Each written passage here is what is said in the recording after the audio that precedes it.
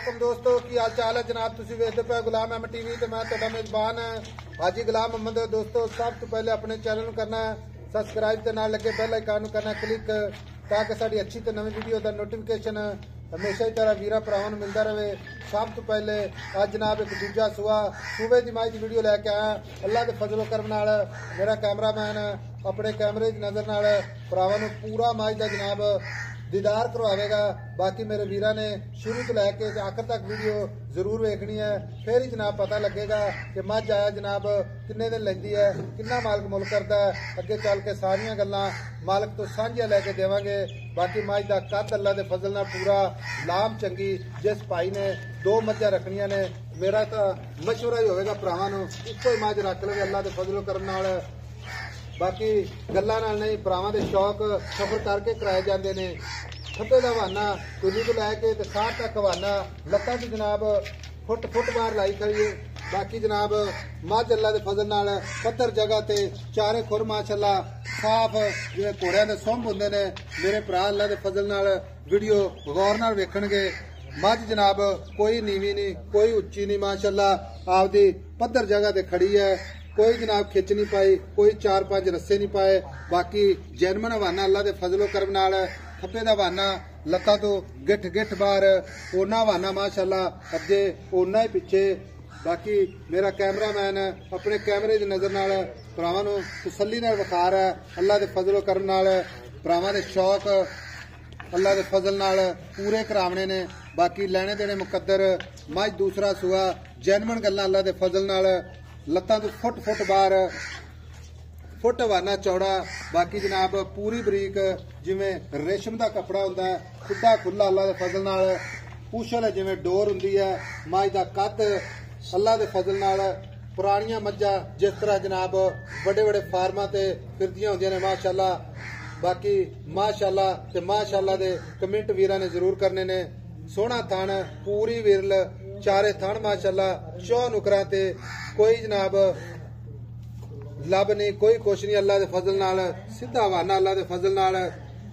बाकी मझ अल्लाह दे फजल नाल पूरी खूबसूरत नीली दा ब्रांड बिल्ली अख माशाअल्लाह निक्की निक्की सिंगी मत्था सफेद पश्चम पूरी गिट सुन्नी कौड़ी का निशान कोई नहीं। भरावां ने तसल्ली करनी है। बाकी सारियां गल्लां मालक तो सांझियां लैने आ। किन्ने दिन लैंदी है किन्ना जनाब पहलन होके दुध करती रही है हुण किन्ना करेगी। बाकी आर्डर क्वालिटी अल्लाह दे फजल नाल अच्छी पूरी बरीक माशाअल्लाह मझ अल्लाह दे फजल नाल दीदार मंगदी है। बाकी मझ विच अल्लाह दे फजल नाल किसी पासों जनाब कोई घाटा वादा नहीं। अस्सलाम वालेकुम जी। भाई शकील की हाल है? ठीक ठाक करम अल्लाह जी। सेहत तबीयत ठीक है? चला ठीक ठाक साहब। अच्छा वीर मेरा सब तो पहले भरावां नूं दसना है कि मझ अपनी घर दी है। मझ घर दी है साहब। अपनी मझां घर दी माशाअल्लाह बहुत चंगियां होंदियां माशाअल्लाह घर दी मईयां दी किसी बंदे नूं आते वड़न देई दे नजर लग जांदी भाई। अच्छा ते मझां तेरी अगे भी 1-2 वेचियां ने? हां जी माशाअल्लाह भरा खुश होए ने। जिथे गई मैं लामा लुमा नहीं अपनाया होगा इंशाअल्लाह। अच्छा गल्लां करनियां ने थोड़ियां। हां जी ते सिर्फ भरावां नूं पता लगे। अच्छा जी मझ घर दी है मैं किनवा सूआ सूवेगी? मैं जैनमन दूजा सूआ सोना पहले सूए 16-17 लीटर दूध दिंदे। जैनमन दूसरा सूआ पहले दा रिकॉर्ड इंदा 16-15 हुण सूएगी दूसरा सूआ। ठंडा बड़ा इतना तेल बड़ा इतना घ्यो बड़ा इतना देसी मैं ऐसे दुध 20+ ना करे ना एडा आर्डर क्वालिटी मेरे हिसाब नाल फिर काम करना छाड़ देना मार डंगरा 20+ दूध कीता देने। हां क्योंकि घर दी सांभ घर दी खुराक अगर 20 लीटर मझ दूध ना करे एडा बड़े बड़े फार्मां फिरदियां सेवा करूंगे साडे को सेवा नहीं हो जी हुंदी। अच्छा हां जी सेवा नहीं होती सेवा करे शायद 20+ नु क्रॉस करूगी अख वेला जिवें बाहर नु आन नु करदी डे मोटे डेले माशाअल्लाह निक्की निक्की सिंगी सिंगी वे माशाअल्लाह मोटे रख के लोग कहंदी है। ठीक है शक नहीं मझ विच अल्लाह दे फजल नाल। हुण गल इस तरह दी मझ खड़ी है गब्बन कान वेला माशाअल्लाह जिवें छज हुंदे सारा कुछ वेख ले तू मेरा वीर मेरे अल ध्यान कर। हां जी मझ खड़ी है गब्बन। हां जी कोई भरा अपने एतमाद ते अपनी गारंटी ते मझ एवं लै जांदा है। हां जी अपनी थणा दी गारंटी होवे थण विच मेरी गल सुन ले छट्टा फुआरा वाधा घाटा मझ है दूजन मझ दी पूरी गारंटियां होंदियां इंशाअल्लाह। पहलन मझ दा हो जावे ना 19-20 अगले कहने यार पहलन सी लेकिन दूजन विच अगर माड़ी जी 19-20 हो जावे दूजन में मझ दी गारंटी आया मोमी कागज ना बरीक पई आना कर।